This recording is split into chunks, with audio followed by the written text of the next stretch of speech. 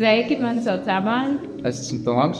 Un par šiem kursiem mēs uzzinājām no Facebook reklāmas un nolēmām, ka tā būtu lieliski iespēja pirms laulības mums mācīties.